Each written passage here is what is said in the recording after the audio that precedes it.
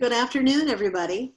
I'm Robin Walters, and I am a recruiter for AWH. I've been with the firm for about 4 years, and I want to welcome you to today's edition of Product Diaries. Today we're going to tackle an interesting topic about product management during a global crisis and what that looks like. This is our inaugural event, our first Product Diaries, so we appreciate you being with us. The event will run for about 20 minutes, and then we'll open up the floor potentially to questions, say for 5 or 10 minutes after the event, if Derek doesn't mind sticking around. So let me start by talking a little bit about AWH, and then I'd like to introduce our guest speaker. I mentioned that I work for AWH. AWH is a software engineering firm, and we're celebrating our 25th year this year, which is pretty amazing. We have been custom building software for this entire time, and we've built more than 4,300 applications unique to businesses and industry. And our work, as you might imagine, introduced us to product. We work with companies from the prototyping and customer evaluation and need to launch. And so as you might imagine, that's given us some pretty interesting insight into the entire digital product space. So that's AWH. Today, I want to introduce a good friend of ours, and you may have seen him around town a little bit. In fact, I see him everywhere. Derek Dehart. Derek is hey Derek, hey. Hi. Hey. Oh. Yeah, Derek, I like to introduce you as a product manager with a social conscience. Not that that's an oxymoron or anything, right? But your focus on social good as part of product management is really intriguing. The recent work that you've been doing, I understand, is through co-organizing Can't Stop Columbus. And Can't Stop Columbus, if you don't know that organization, is a statewide volunteer movement that creates community resources during this pandemic crisis. Derek came to that role from Root Insurance, and he was a senior product manager at that firm. But he also does a lot around town, as I mentioned. You're a member of and board of directors, I guess, of 3 area nonprofits, Community Shares of Mid-Ohio, Sea Change, and Social Ventures. But what we want to tackle today as our part of the Product Diaries is your work as a founding member of Can't Stop Columbus. Again, Can't Stop Columbus, and I think Katie has details on your screen for you. It's a statewide volunteer network. And the goal of the organization is to create resources for the community during the COVID-19 crisis. So we'll try during this process to answer quite a few questions, but let's start with the first one, Derek, if I could. Let's get that background in. So starting with your work at Root Insurance, can you tell us some of the key takeaways that you brought from that company, which was a for-profit company, and applied to Can't Stop Columbus? Yeah, yeah, absolutely. And that's a great question. One of the things that I always really loved about working with the product team at Root and learning from the team at Root was how outcomes focused and results oriented the entire team was. And so, while the day-to-day activities certainly matter at Root, and excellence in execution was certainly important, ultimately, the measure of success at Root was what was the outcome, what was the result. And transferring that into the social sector and the civic technology space is natural. So as we think about a community response to the global pandemic and a community response to the current crisis, it's easy for a lot of people to get together and do stuff and do something. But what ultimately matters when you think about a community organization like Can't Stop Columbus is answering the question, was anyone better off because of what you did? And so when I think about Root Insurance Company as the innovative car insurance company in the United States, they're all about introducing fairness into the car insurance buying process. That's the outcome for the consumer. You receive a price that's not as heavily based on traditional demographic factors. The outcome of that is more social equity in how car insurance is priced. It's one of the things that drew me to the organization. And so applying those principles, those outcome focused principles to a community organization naturally lends itself to asking radical and candid questions about, like, yes, this is a very interesting idea. You have a really compelling solution, but how are you going to know whether you're actually driving impact, and how are you going to know that you're actually producing outcomes for the community as opposed to just doing a lot of stuff? Hmm. Hmm. That's logical. And honestly, I hadn't made the connection to the sort of democratization of the insurance industry, right? And that there's sort of a social good element to Root, right? In addition to, so that makes a lot of sense in terms of the transition. Can you tell us, how did Can't Stop Columbus come about? So Can't Stop Columbus was really catalyzed by a tweet on Twitter that Jordan Davis, the director of Smart Columbus with the Columbus Partnership, sent out on March 15th. She essentially threw down the gauntlet and threw a call to action out to the innovation and technology communities in Columbus, saying, like, hey, we're in the midst of, and really at the time, on the cusp of this crisis in our community related to the pandemic. Wouldn't it be amazing if we could get the technology, innovation, and policy communities together to start working on innovative solutions to the problems that are emerging and exist today and will no doubt continue to emerge? And so in response to that tweet, just one tweet on one afternoon, the very next day we had something like maybe about 50 people that had congregated within a Slack workspace. That's where we organize all of our efforts. And then within about a week or two, it experienced truly meteoric growth. And we saw an influx of hundreds of volunteers working across a product portfolio of about 40 different solutions to problems within our community. And it's just continued to keep up momentum from there. Mm-hmm.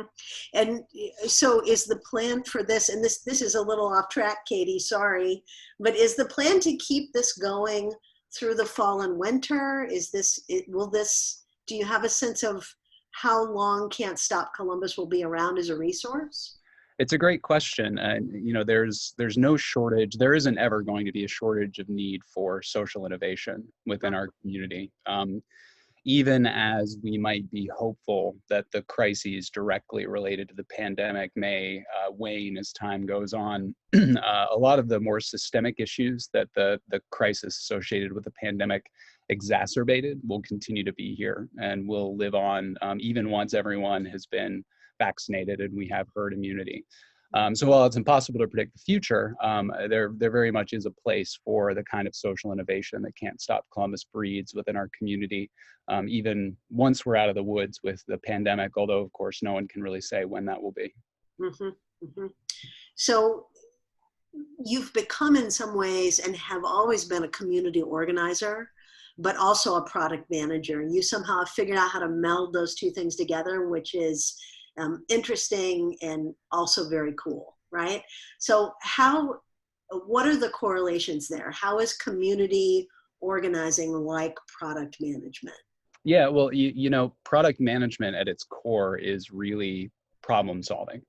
And it's problem solving in a way that really gets to the deep, I would say almost ultimate causes to the problem in ways that really make innovation effective.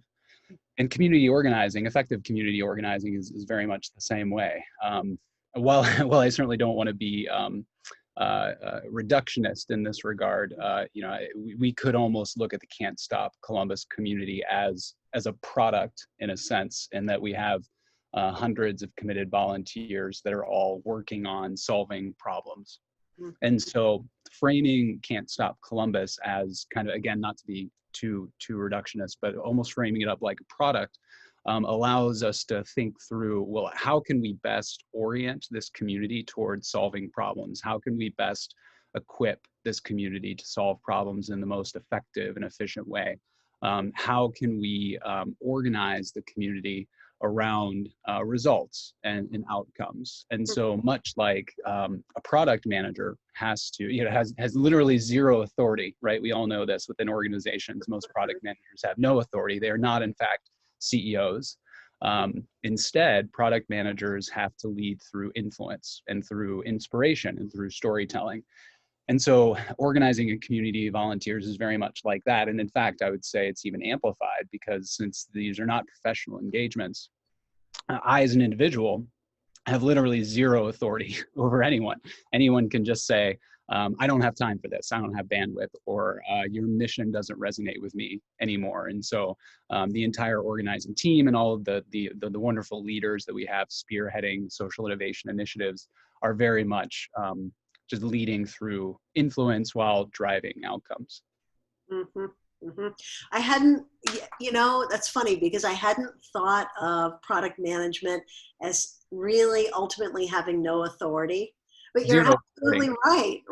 right. I mean, a project manager is cracking the whip around time and labor, right? So they've got some authority there, but that makes you almost more skilled as a herder of cats, right? So is that on your resume? That should be on your resume. So has that been your biggest challenge? I mean, what's been your biggest challenge as you do this work? Yeah, and I wouldn't say that leading through influence has actually been a big challenge in this case. I mean, we have this community of committed volunteers, and everyone is very much focused on making an impact and driving outcomes for our community. I think that the biggest challenge associated with Can't Stop Columbus has really been ensuring that Can't Stop Columbus is the most effective platform possible for this group of social innovators and people who really want to make a difference. So as we've thought about, how can we be a better organization as far as enabling all of these great teams and all of these great people to produce outcomes, those are the big things that we're working through, especially as we were growing. When we were in a period of hypergrowth, we literally had hundreds of people joining the community. Distilling that chaos into something meaningful where people wouldn't get overwhelmed and lost was a huge challenge. And I won't imply that we've cracked that nut yet, but it's certainly a little bit less chaotic than it was out of the gate. Mm-hmm. So that general sense of where are we going, and how can we organize all these people into one focus, narrowly focused, do good, right, has been sort of the biggest challenge, or the biggest challenges that you've faced so far. Yeah, well, yep, and it's been more about how do we connect the right people together to do things and work most effectively, less so than focusing everyone on the same thing. As I mentioned, we have a portfolio of about 40 products in different stages of their life cycle, and so we don't necessarily orient people towards one thing except for doing good in our community. Yeah. So are you managing all of those, everything in the portfolio, or do you have certain sections of it that you're managing? Well, I don't manage the portfolio directly. My role as an organizer is really to be an enabler and to get things out of people's way. Yeah. And so, I pop into the teams from time to time. I get a sense for, what are your goals? What sort of impact do you have? What's your vision for the solution that you're creating? And then I work with the teams to find creative ways to work within constraints and to overcome things that might prevent them from being successful. It seems to me that has given you some incredible insight around managing a product during a crisis, right? That's right. Yeah. So can you distill that into sort of the top three things that you feel like you've learned around, product management during a crisis?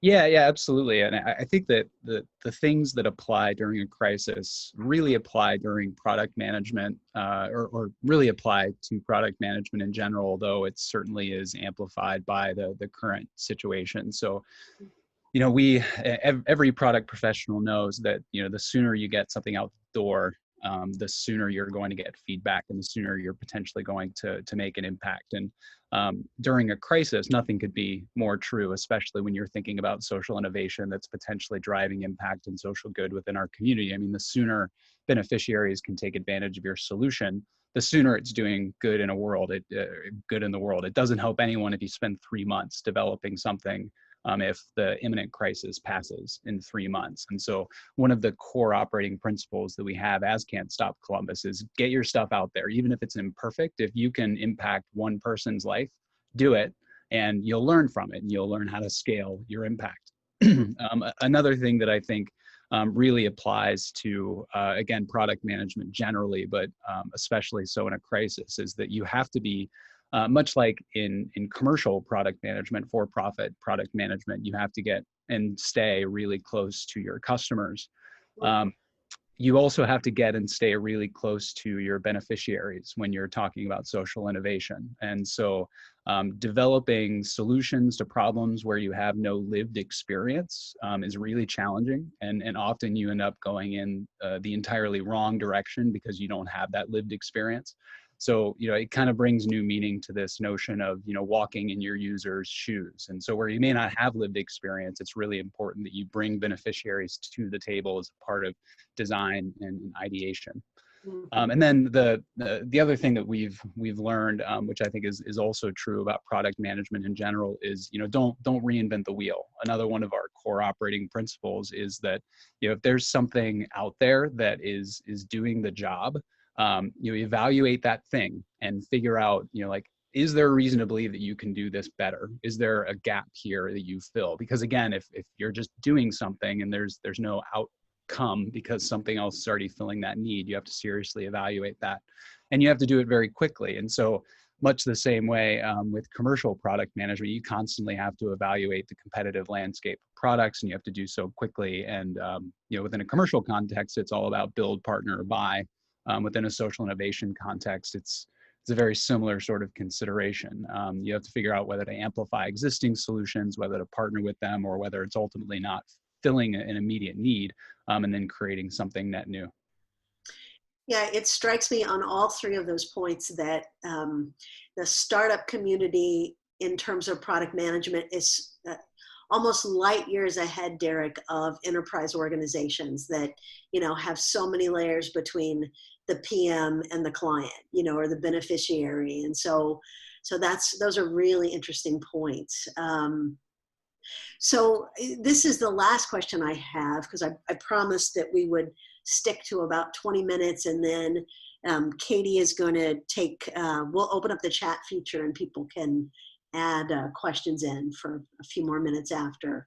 The last question I had was related to getting involved with Can't Stop Columbus, right? How could you not be on this webinar and want to do good in that way, right? So how can the people that have joined us today get involved in Can't Stop Columbus and do good out there in the community?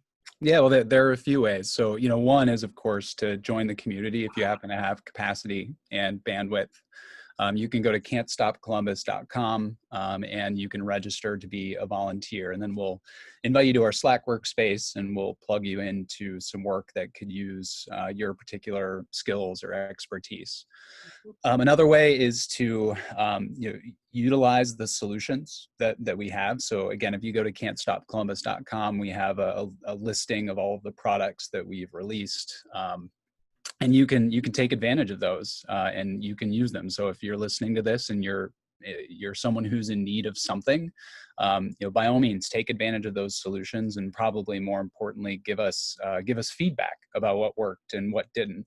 And then the last thing, acknowledging that not everyone has the capacity to get involved directly, or they may not need a particular solution. Really just amplifying what we're doing, telling your network that this is something that exists. I've heard from a lot of people within our community that they weren't aware of opportunities for them to use their specific professional skills in a volunteer capacity in a way that really promoted social good. So I know that people are looking for that. And so if anyone watching this comes across that need within their network, send them our way and we'll gladly put their skills to work for the community. And the website is Can't Stop Columbus, correct? Yep, can'tstopcolumbus.com.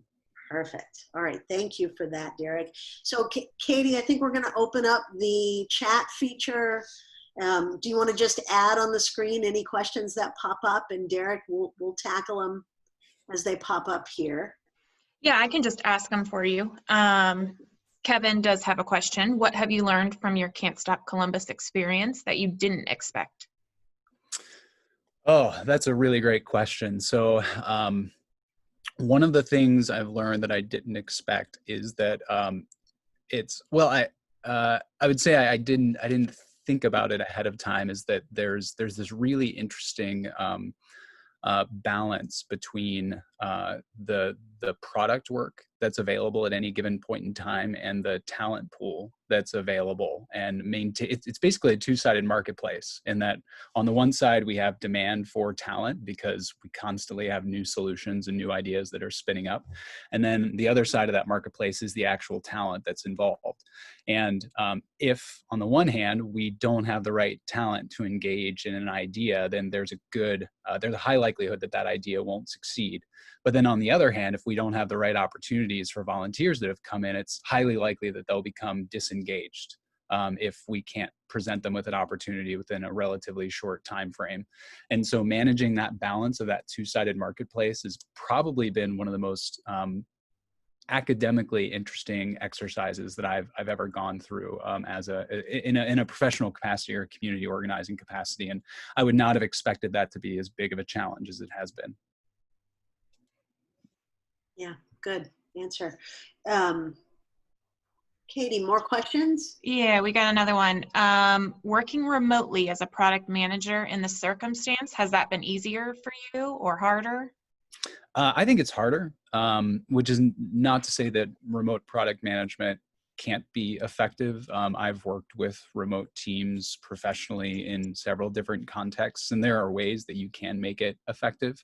One of the challenges, of course, as a remote product manager is just the facilitation of conversations. You know, when you're having conversations in person and you're whiteboarding, you can read the room much more easily. You know, body language is more than just a face looking at a screen. And in some cases, if a face is looking at a screen, you still don't know whether they're looking at you. They could be looking at Slack or email or watching cat videos on YouTube, right? Like you don't really know. And so being able to read a room and respond accordingly and ensure that all voices are heard when engaged in remote product management is really, really challenging. So, I mean, there are tactics to overcome that, you know, by going through icebreaker activities and having platforms like remote whiteboards that can keep people engaged. But yeah, it's I personally prefer the in-person facilitation. Yeah, yeah, yeah. Unfortunately, I think it's the new normal now, Derek. So I think you're right. yeah. All right. Katie, how are we doing? I see it's 12:25. I think we're good. Questions from the audience? That was the last of it. I do have a question though. How can someone who is an experienced project manager break into product management? Oh, that's a really great question. And it's hard. Because the roles are adjacent, but there's a Venn diagram between project management and product management that one has to acknowledge. And so, you know, I've met with a lot of professionals, not just project managers, who want to break into product management. And there are three ways that I think people can think about breaking into that career path.